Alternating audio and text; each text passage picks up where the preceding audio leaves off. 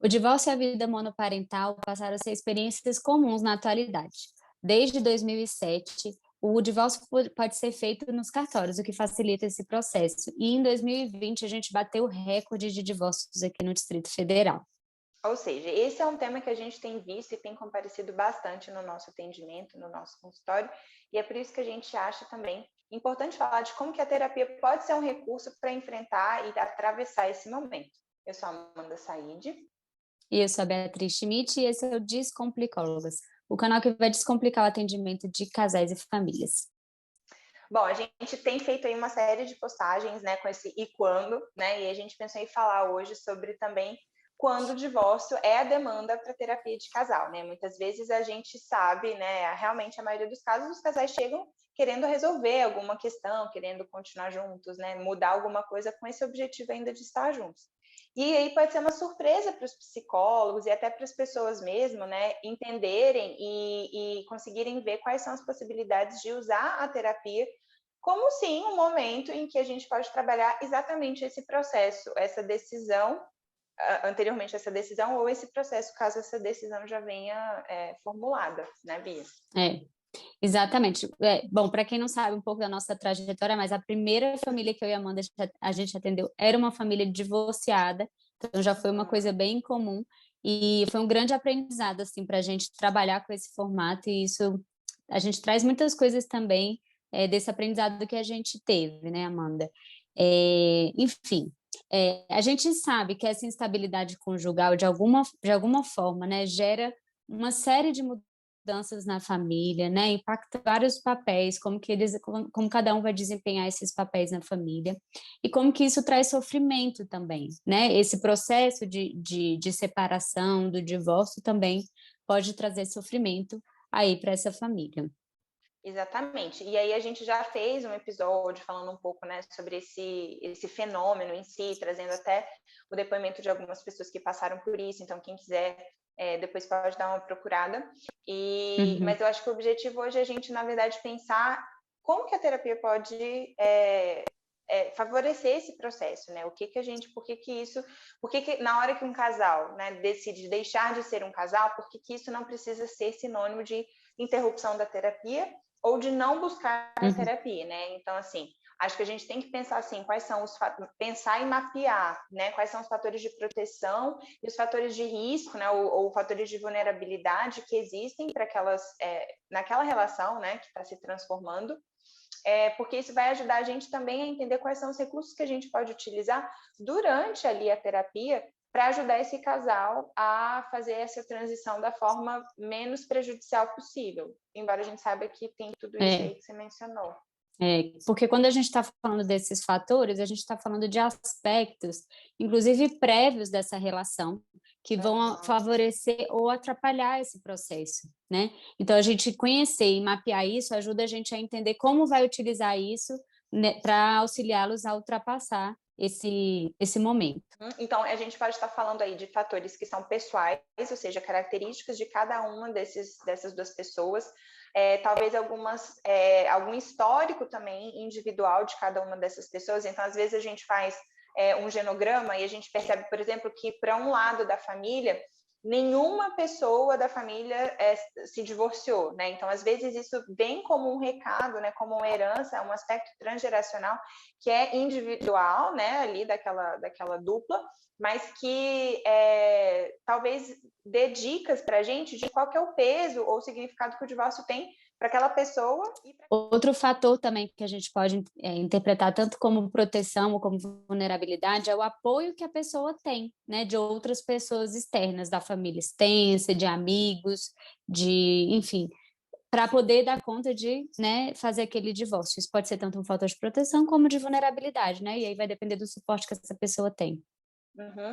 E, na verdade, eu acho que também é muito importante a gente falar que muitas vezes o divórcio ele pode até ser visto como uma solução, assim, né? Como algo que aparenta ser desejável, não porque é o que eles querem que aconteça, né? Mas porque talvez eles tenham uma dificuldade de perceber outras saídas, né? Ou uma saída mesmo com a separação que não seja litigiosa, né? Eu acho que é importante a gente relembrar esse conceito, né, de divórcio consensual e litigioso, assim, porque Nem sempre, quando a gente fala de divórcio, a gente vai vir com uma carga de conflito muito grande, apesar de que a gente também sabe, né, Bia, tem experiência de vários atendimentos em que os casais parecem que continuam juntos, né, e que, na verdade, o divórcio é uma das coisas que faz, esse processo litigioso do divórcio, não o divórcio em si, né, parece que é uma das coisas que faz com que eles fiquem juntos, né, é a cola que permite que eles tenham que ainda se mandar mensagem, se encontrar para resolver alguma coisa, né? Se falar, esperar a resposta do outro e tal. Existem, então, por exemplo, casais que querem se separar, né, mas que não querem se desgastar nesse processo. E aí até isso também procura terapia, assim.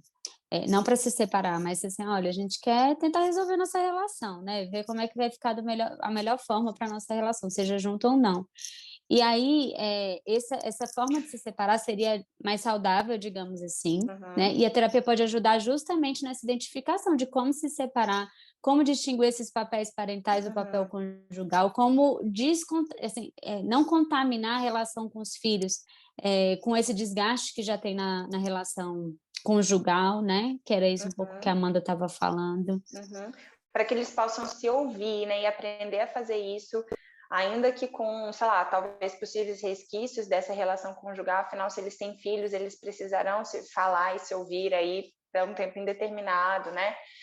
Infelizmente, é muito comum a gente ver, né, os filhos que realmente ficam no meio aí de um divórcio, e a gente, enquanto terapeuta, tem que lembrar, especialmente terapeutas de casais e famílias que somos, né, temos que lembrar sempre que as crianças precisam ser privilegiadas e elas têm que, assim, os interesses delas precisam estar em prioridade, mas não necessariamente significa que ela estará no contexto terapêutico, né? Muitas vezes a gente pode fazer várias orientações com os adultos e isso reflete nas crianças, né? Muitas vezes isso já será suficiente, outras vezes a gente vai ter que sim encaminhar essa criança talvez para um atendimento infantil, né, para uma terapia individual, mas de toda forma também vai depender um pouco de como é que está essa família, né, essa família, porque querendo ou não, ainda que com o divórcio, muitas vezes se mantém uma família, né, mesmo que seja agora mais de Né? uma, talvez.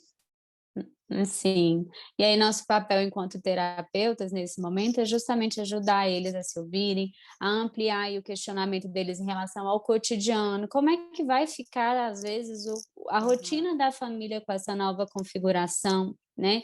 Muitas vezes também uma das partes quer se separar e a outra às vezes não concorda, acha que, né, assim, às vezes até se sente traída, isso é uma coisa comum da gente ouvir, assim, eu nunca soube que essa pessoa queria se separar, tipo, eu não sabia Uhum. que a gente estava ruim, né? Então, nesse momento, a gente pode ajudar essa falta de sintonia para explorar mais algumas questões, tipo, o que acontecia com a relação enquanto um foi distanciando e o outro não percebeu? Como é que tá, como é que estava o compartilhamento do dia a dia? Existia isso? Como que eram esses momentos? Esses momentos eram bons? Eram ruins? Né?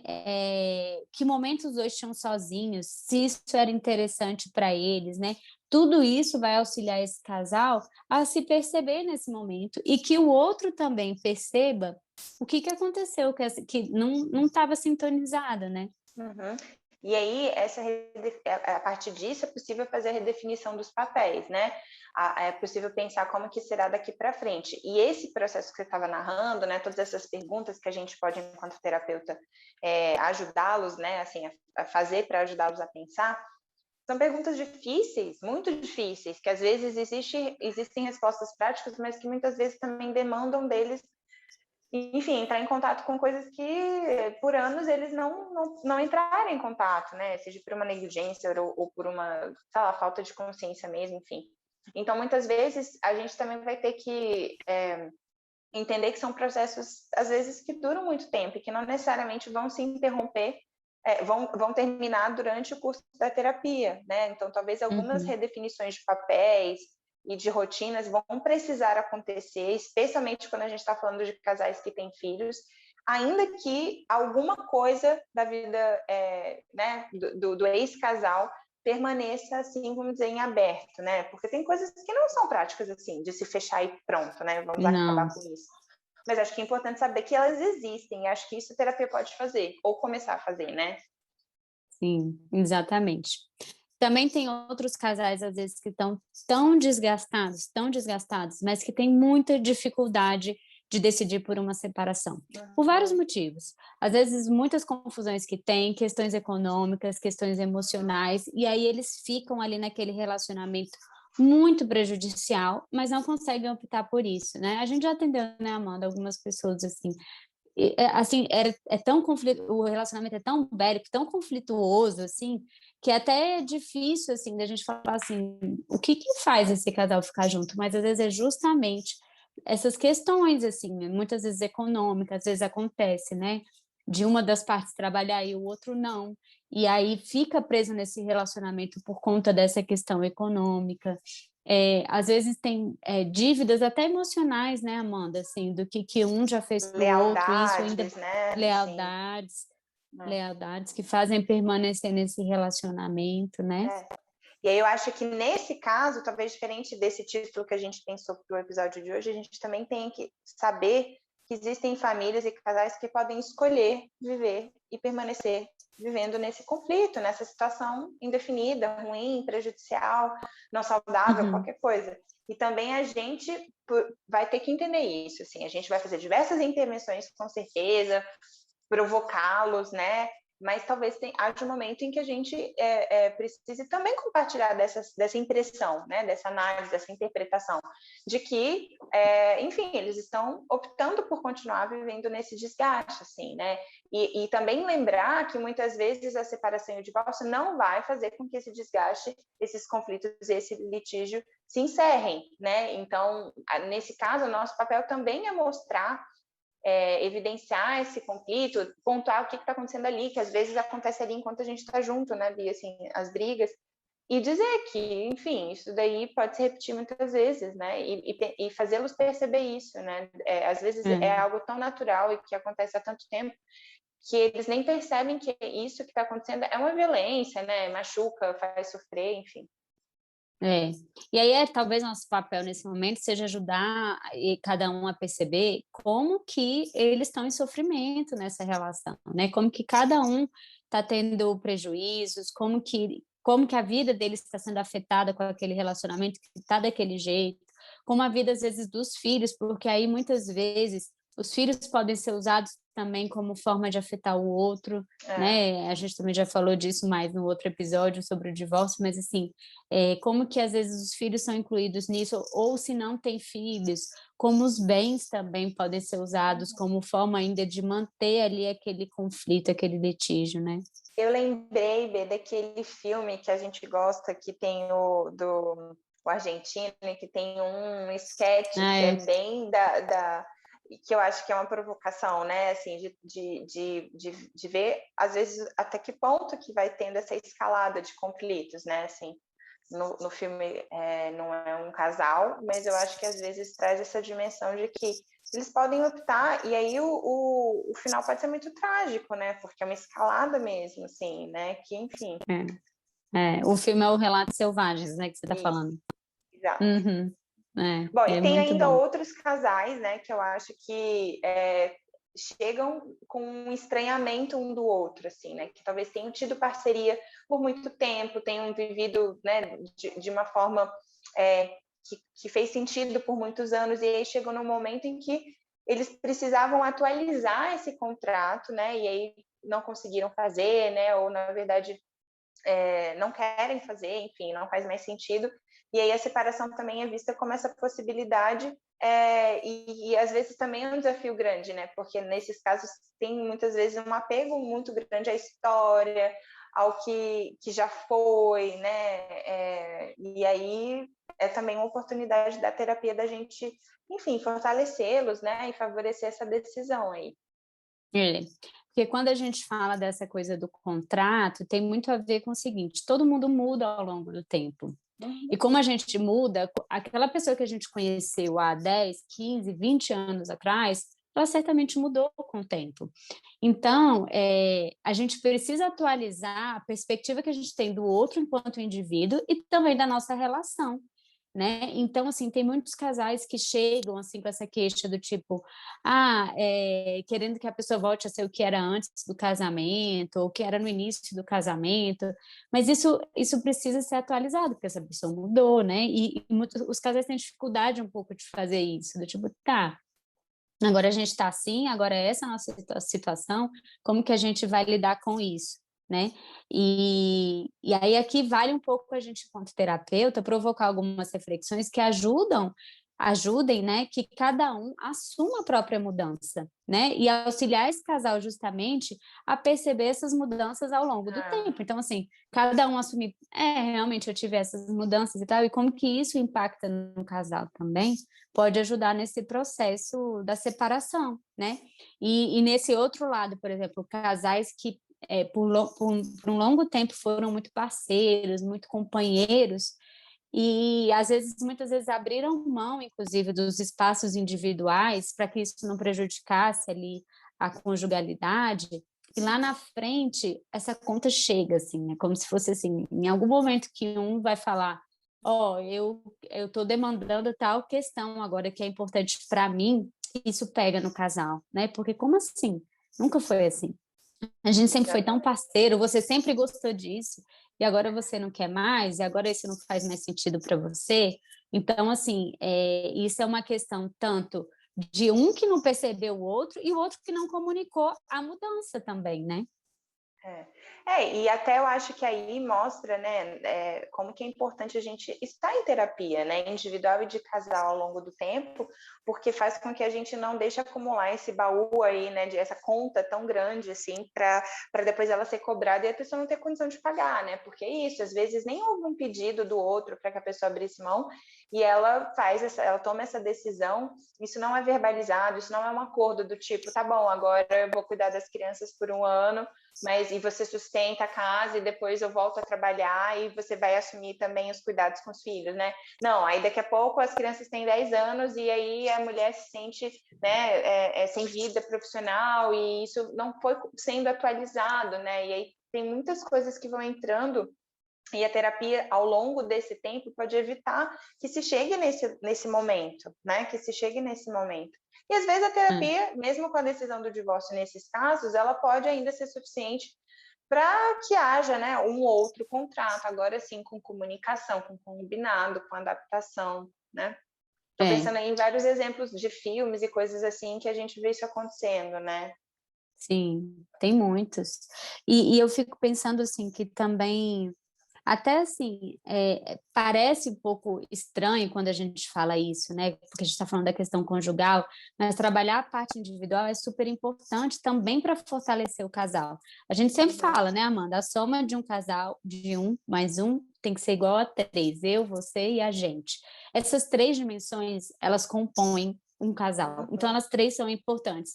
E muitas vezes as pessoas abrem mão da individualidade, né? Do espaço individual para viver o espaço do casal, e aí é isso, assim, aí é por isso que é tão sofrido às vezes quando acontece isso nos casais, né, do tipo, poxa, mas eu abri mão tanto, assim, porque essa pessoa era importante para mim, e agora vem essa demanda do individual. E aí pode parecer paradoxal, mas talvez uma forma, inclusive, de fortalecer esse casal enquanto terapeutas é justamente trabalhar esses espaços individuais, né? Trabalhar esses papéis que são importantes, que às vezes ficaram por muito tempo, né, de lado, desses papéis individuais. E aí isso vai fortalecer eles enquanto casal, porque a partir do momento que eu tenho a minha individualidade, que eu sei o que, que eu quero, o que, que eu posso fazer, o que eu dou conta de fazer, né? Isso abre para a gente ter um projeto em comum também, né? Uhum. Sim, eu acho que talvez se a gente tivesse que resumir essa pergunta, né? Mas e quando o divórcio é uma demanda para terapia de casal? Bom, eu acho que aí a gente tem ainda muitas possibilidades, né? E eu acho que a gente tem que saber disso e também tem que passar enfim, né, esses vários caminhos possíveis para quem está com a gente, para que eles também percebam qual é desses tantos tipos que a gente citou, o perfil que eles poderiam se encaixar, né, e o que eles têm para dar conta ou não, né, a gente vai ajudá-los nesse processo, mas pode ser que quando eles chegam com uma demanda de divórcio, aconteça um divórcio e eles possam continuar em terapia para que isso seja menos, né, prejudicial, e pode ser que eles cheguem com a demanda do divórcio e não decidam se divorciar, né? Acabem conseguindo reconstruir isso tudo que a gente está falando agora. Bom, para finalizar, vamos relembrar aqui 2 técnicas que a gente já falou em outros vídeos, em outros momentos, mas que elas são boas também para ajudar, fica claro para o casal como é que eles estão. Uma é a técnica que a gente usa, que quando é presencial, a gente faz isso fisicamente falando, do que afasta e do que aproxima esse casal. Então, eles fazem, né, uma lista, e aí a gente, né, ou então até vai falando isso na hora, e aí a gente coloca eles numa posição, um virado de frente para o outro, e aí fala o que afasta, a gente dá um passinho para trás, e o que aproxima, a gente faz eles ficarem juntos, até que termina essa tarefa, e aí a gente vê visualmente o tanto que eles estão afastados ou o tanto que eles estão próximos, né? A gente Essa já é uma técnica que adaptou ajuda a concretizar. A gente já adaptou essa técnica agora, né, durante os atendimentos online, pedindo para que eles fizessem isso ao longo das semanas, na verdade, com 2 objetos que eles escolhessem. Então, assim, as coisas estavam acontecendo ao longo da semana, assim, os eventos, né? E aí eles iam, cada um ia movimentando seu bonequinho, assim, à medida que o tempo ia passando, para pontuar. Bom, tivemos um momento de parceria e me senti mais próximo. Não, na verdade, aconteceu uma coisa que foi ruim, me senti mais distante, né? E aí a gente ia com eles, na verdade, irem visualizando esse processo aí ao longo do processo terapêutico também, né? Sim.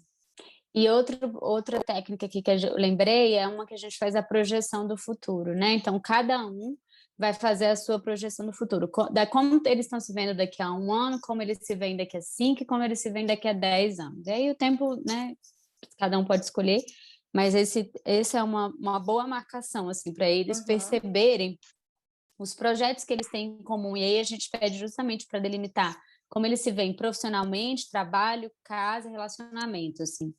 E aí a gente vê até assim os projetos em comuns que eles têm. Aqui muitas vezes, né, Amanda, assim, esse é uma técnica que dá para fazer online, mas muitas vezes aqui pega assim projetos que não são compartilhados e que às vezes tem receio de contar para o outro, né, de o outro não concordar. E aí, bom, pode ser assim, e aí pode ser várias coisas assim. Na hora que eu compartilho, o outro pode falar: "Ah, legal, gosto dessa ideia, para mim é tranquilo". Ou realmente pode falar assim: "Não, não faz sentido nenhum", né.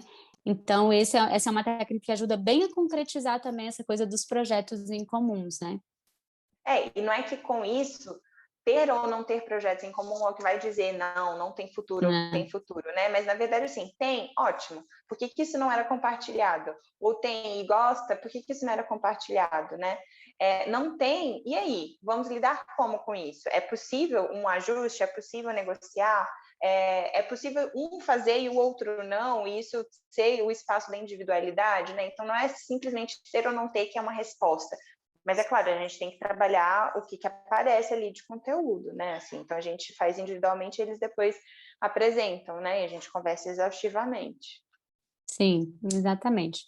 Bom, acho que esse assunto é um assunto aí também que dá para a gente falar muitas coisas, mas a nossa ideia hoje era mais ou menos mostrar para vocês como que a gente conduz esse processo aí com os vários casais que chegam até nós. É isso aí. A gente se vê no próximo episódio.